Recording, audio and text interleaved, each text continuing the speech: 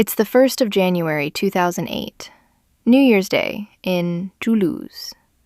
And as of that morning, it is illegal to smoke inside any cafe, bar, or restaurant in France. Anywhere in the country. This is the big one, the big indoor smoking ban. Now, nobody was blindsided by this. The cafes had months of warning. Everybody knew it was coming. So you'd expect the story of that first day to be, ashtrays going into boxes, little no smoking signs going up on the doors. The actual story of that day is cafe owners buying heaters. There's an owner in Toulouse named Benoit Gros, and he runs a place called Les Américains. His winter went something like this.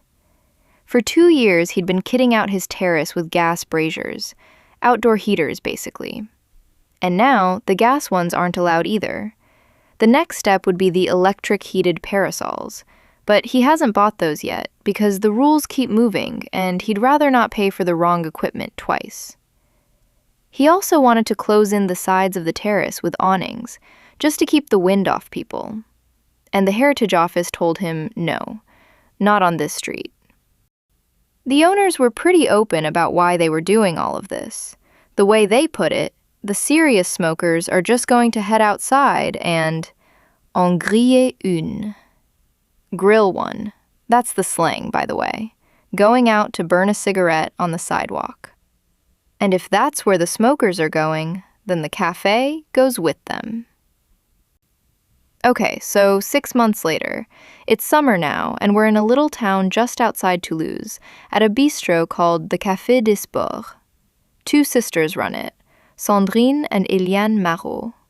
And they're standing behind the bar, behind Le Zinc, the counter, in a room that is, for the first time in that cafe's entire life, completely clean of smoke. Doors wide open, no ashtrays anywhere. Also, almost no customers. The tables inside are empty. Everybody is out on the terrace. Out there in the sun, there's a regular named Olivier. He's 31. Coffee, newspaper, cigarette. And he explains his own math really simply. When it rains, he goes inside, has one quick drink, and leaves. When he can sit outside and smoke, he stays, and usually orders a second one. So the ban worked. I mean, it really did work. The inside of that cafe got clean. It's just that the smoke and the smokers and the heaters and a decent chunk of the business all moved about 4 meters, out to the one part of the cafe that everybody can see from the street. And I can tell you it is still like that because I have sat in that room. Well, not that exact cafe. I mean the situation. A while back, my partner and I were traveling down in the south of France, and in Montpellier, we went to this small, intimate little restaurant. Really good food. It was a hot day, so the windows were open, and with the breeze, cigarette smoke from the outdoor tables just came drifting in, into the dining room, right to our table. I didn't like it. It made the meal a little less enjoyable, and nobody around us reacted at all, because that's just how it is.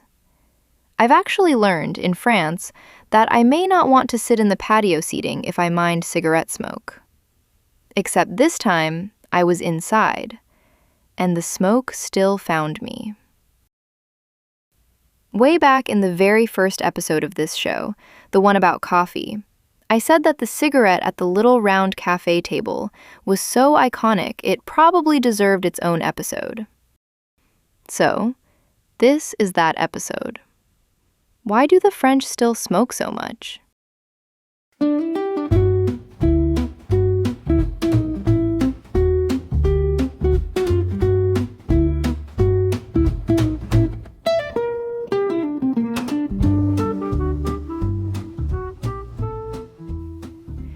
Here's the strange part, though.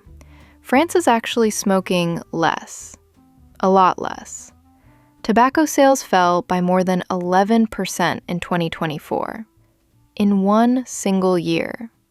And the new rules just keep coming. Since last summer, you can't smoke on the beach, or in a public park, or at a bus stop, or outside a school. The list keeps growing. One place is still exempt, though: the Café Terrace, the most visible seat in the country. A French lung doctor named Bertrand Dotzenberg put his finger on why that matters. Part of it is health. On a packed terrace, the smoke really does reach the people around you, way more than it would in a park. But part of it is image. As soon as you see somebody smoking, he says, it can give you the urge. And where do you see somebody smoking in France? Not deep in some park. At eye level, on a terrace, 2 meters from your dinner. So some of what I've been noticing all these years, the smoke at every restaurant, that feeling that everyone in France smokes, part of that is just placement. The ban didn't take smoking out of French life. It moved it. Inside, smoking basically ended. Outside, it all got collected onto the terrace, under the heaters, right where I'm trying to eat, and right where everybody can see it. That's part of an answer. Only part. Somebody had to draw that line in the first place, though. The line where inside is forbidden and the terrace is free. Who decided it goes exactly there? The line has a name on it, actually. Claude Evin. He was France's health minister around 1990, and the law that started all of this is still called La Loi Evin. Getting it passed was not smooth. One of the public health professors pushing for it, Gérard Dubois, remembered the lineup pretty bluntly. Evin was convinced. The rest of the government was not, and neither was the Prime Minister, Michel Rocard. So the advocates spent months trying to talk the government around, and it just wasn't working. And what finally moved things wasn't a medical argument. It was a poll. They went public with numbers showing that at least 2/3 of French people supported the measures. And it is hard for a prime minister to keep saying no to 2/3 of the country. The law passed in 1991. France was one of the first countries anywhere to go that far on tobacco. Okay, so 1991. Smoking in public places restricted by law. Now let me show you what that actually looked like inside a cafe.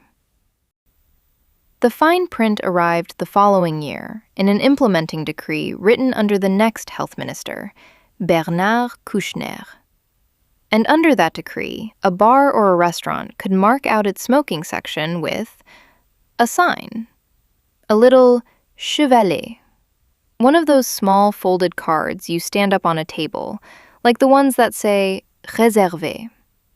You set it down on a table, and that table is now, officially, the smoking area. The sign could be picked up and moved by anyone at any time. Evin himself described it later as a simple chevalet, easily moved around. The smoke moved around even more easily. I mean, the air in a room does not care where you put a little card. Looking back, Evin called that decree too lax, plain and simple. And by his own count, France lost nearly 15 years to it. The law existed that entire time. It just didn't land. What changed came in November 2006, a much harder measure, and legally it could lean on the authority of that same 1991 law, which had been sitting there, perfectly valid, the whole time. Most public places went smoke-free in 2007. Cafes and restaurants got one final year of grace, which is the New Year's morning we started with. The heaters going up in Toulouse, the empty room at the Café des Sports. 17 years from the law to that morning. So when people say France banned smoking in cafes, it's true twice. Once in 1991 on paper, and once in 2008 for real.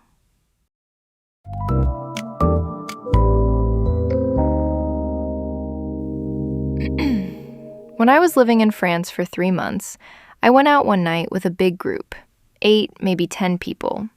Some were my old coworkers, and the rest were their friends. They arrived late, of course, which is also very French and honestly deserves its own episode someday. And then somewhere in the middle of the meal, at a natural stopping point, 2 or 3 of them just giggled, stood up, and went outside. All at once. A few minutes later, they came back, smelling like cigarette smoke. Quick smoke break. Very normal, very common. Nobody explained anything because nothing needed explaining. Now, I keep comparing this in my head to China. In China, smoking can be a real social code. Doing business, bonding with coworkers, offering cigarettes, accepting them. And there's real pressure behind it. If you don't smoke, you're kind of outside the relationship. And relationships are how anything gets done there. France, I don't think, works like that. But watching those 3 get up together, without a single word of coordination, I wasn't so sure anymore. Is there a code here, too? Just a quieter one? The French have a name for that little ritual, by the way. La pause clope. The cigarette break. Clope is slang for cigarette. Etienne is 58. He smoked for more than 20 years, and at his peak, he was going through somewhere between 2 and 4 packs a day. He's quit now. And partly he did it because he could see his cigarette budget going up in smoke. That's his phrase. But when he talks about what quitting actually gave him, he doesn't start with his lungs. He starts with his hand. His hand was suddenly free, the hand that had always been holding a cigarette. And then the second thing, no more standing outside in the cold, and no more breaks that he had to make up at the end of his workday. Which is a strange little list of things to be relieved about when you think about it. The hand, the cold, the time. None of that is really about smoking. All of it is about the shape of a day at work. A young French writer, Nathan Dever, has the cleanest line for the thing Etienne is describing. The cigarette, he says, is the stopwatch of the break. The moment it's burned down, you go back to work. So think about what that actually buys you. You get 5 minutes with a shape everybody recognizes and nobody argues with. You get them outside, away from the desk or the counter or the machine. And you get them with the 2 or 3 people who stood up when you did. And then the cigarette ends the break for you. Nobody has to be the one who says, okay, back to it. The thing burns down, and everybody goes back in. Now, if you've got the kind of job where nobody's really counting, you can wander off and get a coffee, stretch your legs, take a call. Etienne's breaks got counted. That's why he had to make them up at the end of the day. And if your time is being measured like that, a cigarette might be the only break that comes with its own excuse. Which brings me back to that dinner table. Nobody announced anything. Nobody asked. 2 or 3 people just knew that was the moment and stood up together. And the rest of us kept eating. There's an older version of this, actually. August 1928. A women's magazine called La Femme de France runs a piece by a journalist, a woman, unnamed, who has just watched something happen on a Paris street. Outside a lycée, a high school, 2 young women take out cigarettes and calmly light them. In public. In broad daylight. And what strikes the journalist is that they don't seem especially interested in the taste. She reads the whole thing as a gesture. Her phrase for it is, La conquête d'un privilège nouveau. The conquest of a new privilege. Men get to smoke in the street, and now so do we. And she wasn't wrong, really. Women were claiming public space in those years, and a cigarette was a way to claim it that everybody on the street could see. the tobacco industry noticed. Karine Galopel-Morvan, a French researcher who studies tobacco marketing, points at the years right after that scene. Between 1926 and 1939, advertising aimed directly at women multiplied. Cigarettes attached to slimness, to movie star glamour, later on to the image of the modern working woman. And across that same window, women smoking in France shot up. A real social gain and a sales campaign fused together into one object. Galopel-Morvan has one line that holds the whole trap. La cigarette devient un vecteur de liberté, alors qu'elle les rend dépendantes. The cigarette becomes a vehicle of freedom, while it's making them dependent. The feeling of emancipation was real. So was the dependence that came with it. A French coworker told me once that when she was in high school, smoking was just what the cool kids did. So she started to look cool. Then she smoked a little more, and a little more, and now it's a habit. She says it helps her think. It also keeps her appetite down, which she doesn't mind. Here's why her story on its own can't answer my question, though. I've heard almost the exact same thing from Taiwanese friends. The cool kids, the appetite, all of it. But in Taiwan, smoking dropped hard after that. In France, I wasn't seeing the same drop. So the cool theory explains how people start. It doesn't explain France. What I wanted was how people start now. Which brings in the teenager with the toy. She's a lycéenne, a high schooler, and she told her story anonymously. The first time she tried an electronic cigarette, she was in quatrième, 13 years old. It was her friend's vape. They were already using them, and she tasted it, and she liked it. For a while, it stayed social, something that happened when they were all together. Then, gradually, she had her own. Then she was using it alone, because it felt good. It calmed her down. It took the edge off her anxiety. And there's no dramatic moment anywhere in that story. She says so herself. C'est inconscient, en fait. It's unconscious, basically. You buy your own, you use it more and more, and without noticing anything, you slide into addiction. The moment she found out was the moment she tried to stop. She got irritable, on edge. And she puts the realization in the plainest words possible. J'avais besoin de nicotine. I needed nicotine. She didn't learn she was dependent from using the thing. She learned it from trying to put it down. Her own summary is the line I mentioned. On dirait un jouet, mais c'est une drogue. It looks like a toy, but it's a drug. And the toy part is engineered, by the way. Other high school girls, asked about it, start by listing flavors: watermelon, passion fruit, Chupa Chups, the lollipop. One of them said it's almost like candy, like ice cream, that it could practically replace dessert. Another described the physical appeal, the feeling of it in your mouth, pulling it away, blowing out. And one described where the vape actually lives, in her hand, right next to her phone. Elle reste scotchée à toi. It stays stuck to you. The national numbers say the same thing louder. Daily vaping among French high schoolers more than doubled in a few years. Schools, meanwhile, are reaching for the tool France always reaches for. Move the line. At one vocational lycée in the Southwest, the smokers all gather at a rotunda in the yard, the one spot where it's still allowed. A reporter asked a student named Stéphanie what she'd do if the whole school went smoke-free. And she said she'd just go smoke in the parking lot. J'irai fumer sur le parking. The terrace logic, all over again. Her schoolmate, Mathieu, is 20, with 6 years of cigarettes already behind him.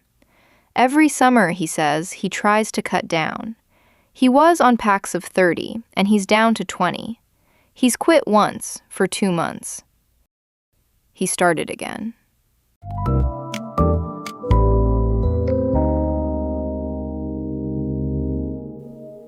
France has spent more than 10 years trying to get ahead of exactly that.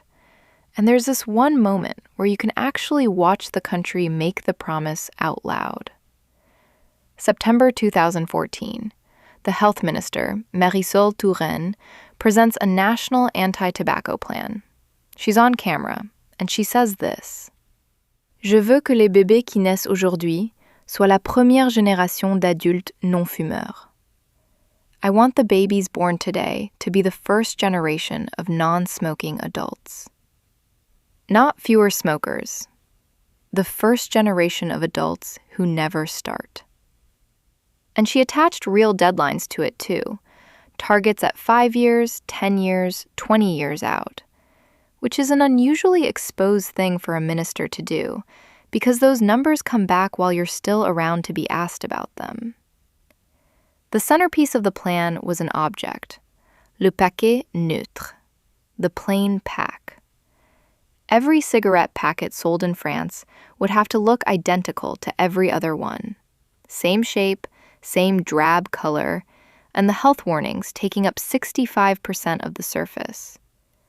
Touraine's argument was that the packet had been doing advertising work, quietly, in a country where cigarette advertising had been illegal since the Evin law. Take the design away, and the last billboard goes with it. She also said, to her credit, that the packet on its own was not going to turn the curve. It came bundled with cessation support, with a national Quit Together month, and with price increases year after year. And then the numbers came back. And they moved. 3 years ago, about 32% of French adults smoked. In 2025, that figure was 25. 7 points in 3 years. That's 1 in every 14 adults in the country putting them down. Viet Nguyen Thanh, who works on tobacco at France's public health agency, credits the whole package for it. And that curve isn't an abstraction. It's people like Valérie. She works the reception desk at a small hospital in Bourgneuf, deep in the Creuse. She'd smoked at least a pack a day since she was 16, and she spent almost 40 years trying to stop. Money pressure didn't do it. Doctors didn't do it. One time, she stopped for 5 whole months, figured she was done, free, smoked 1 cigarette, and was right back in. What finally worked in 2020 was a workshop at her own hospital, where for once, nobody rolled their eyes at the electronic cigarette. Nobody treated it as cheating. 2 sessions in, she was off regular cigarettes. Years later, she still carries a vape around, 0 nicotine in it. She just keeps it. Every point that comes off that national number is somebody doing roughly what she did, usually after failing at it several times first. But it's not all rainbows and butterflies. Nguyen Thanh's own summary is that despite the encouraging figures, smoking in France is still strongly marked by social and territorial inequality. And the split is not subtle. This is daily smoking now, specifically, the people smoking every single day. Among manual workers, it's about 1 in 4. Among executives, it's about 1 in 8. And people who describe themselves as having money troubles smoke daily at roughly 3 times the rate of the people who describe themselves as comfortable. So the national curve is real. It's just that a curve is an average, and the average is falling faster in some kitchens than others. Meanwhile, the babies from that 2014 speech are 11 years old, 12 some of them. In another year or two, they'll be exactly the age that lycéenne was when she took a puff off her friend's vape and liked it. Out of everything in that 2014 plan, the lever Nguyen Thanh says did the most work was the price. Huh. Of course it was. Which is a little deflating given how much of the last 30 years went into telling people exactly what cigarettes do to them. But at the scale of a whole country, what changes people's behavior is apparently what it costs them. Now, when I think about the price of something, I'm thinking about it from the paying side, what it costs me. But a price has another side to it. Somebody has to charge it, out loud, to your face, 40 or 50 times a day. And in France, those people are the buralistes, the ones behind the counter at the tabac. On a cold morning in Grenoble, February last year, about a dozen of them were standing outside one of those shops in the middle of town. They're wearing orange high-vis vests, the kind road workers wear.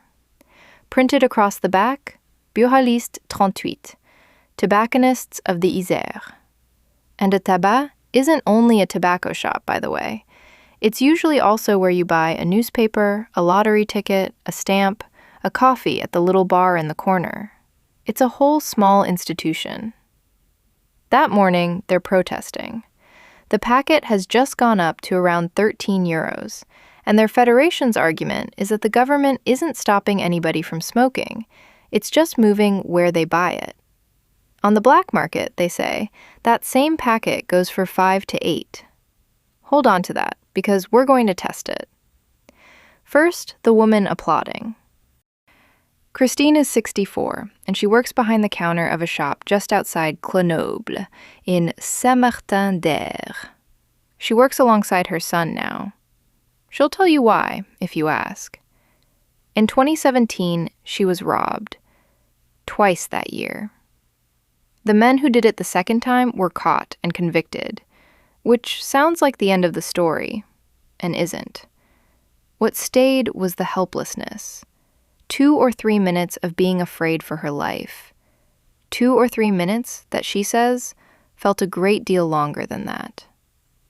So her son is in the room now, that's what that is. And she's still behind that counter because she has loans to pay off, and because a shop where somebody was robbed twice is not an easy business to sell. To keep the turnover where it needs to be, that counter takes 15 hours a day. Every day, all year. For all of that, on a packet of cigarettes, the shop itself keeps 8.2%. 8%.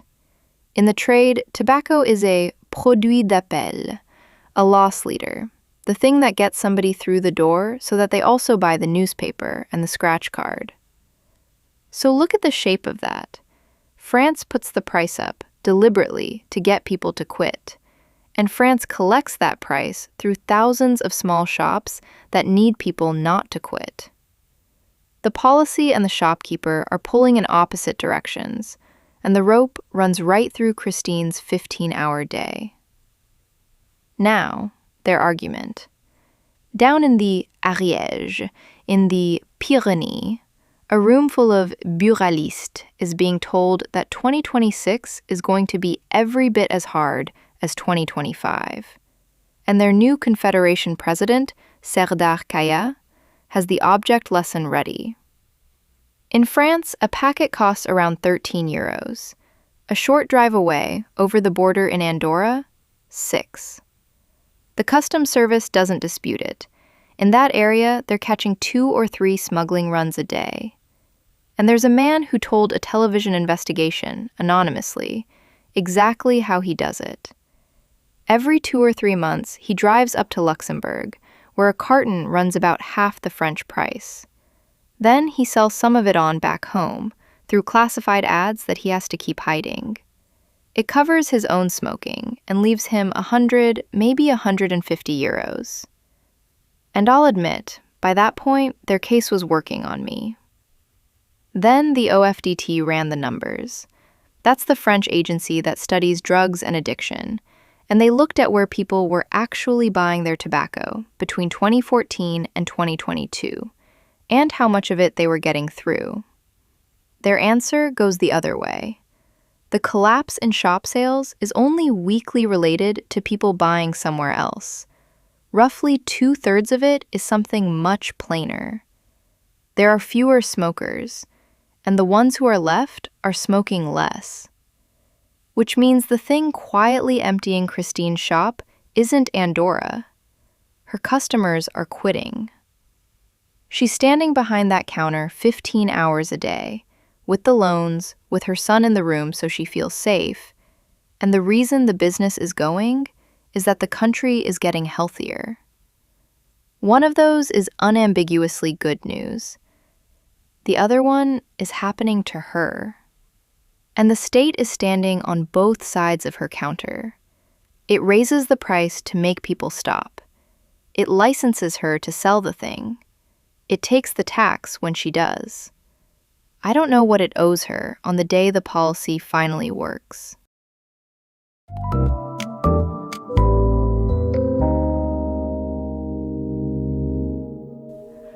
There's a hospital in Nice called Pasteur 1, and inside it there's an office that a journalist who visited described as tired, worn out.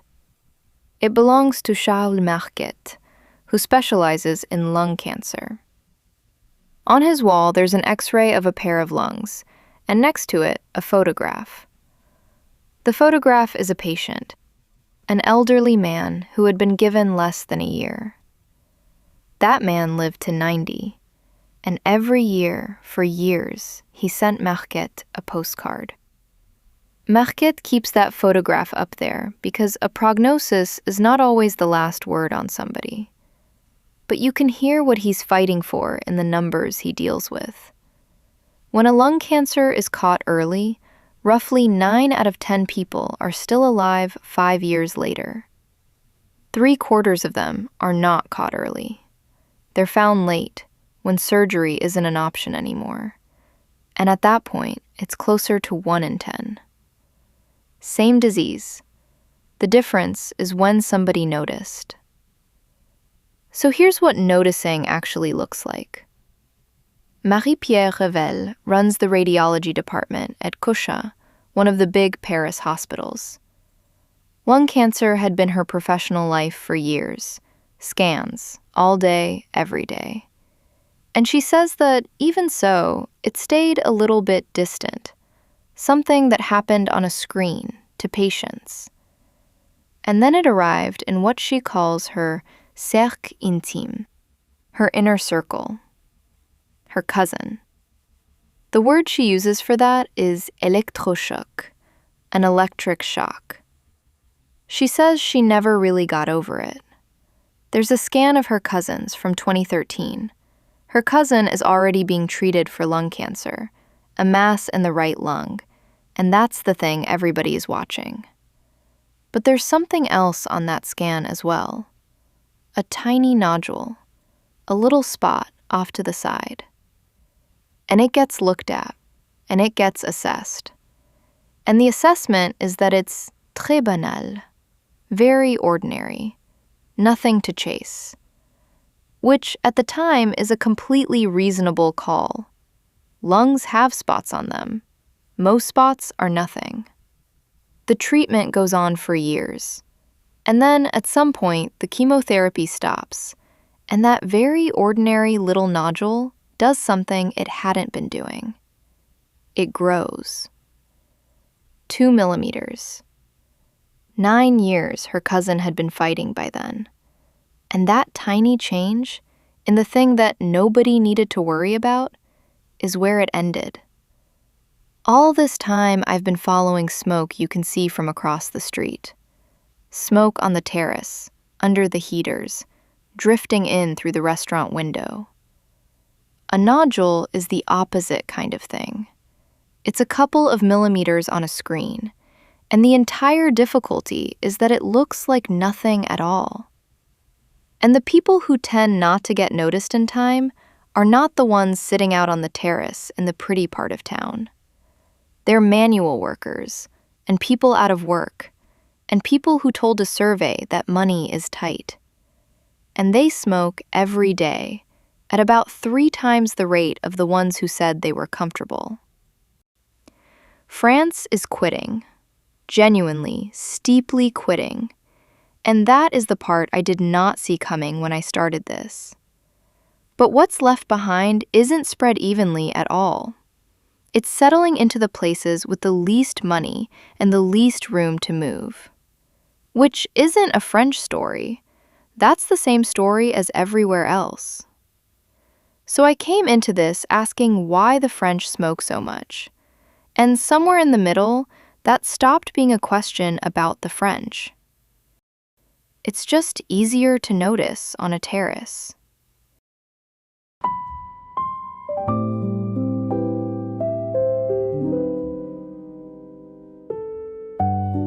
Et voilà! À la prochaine fois!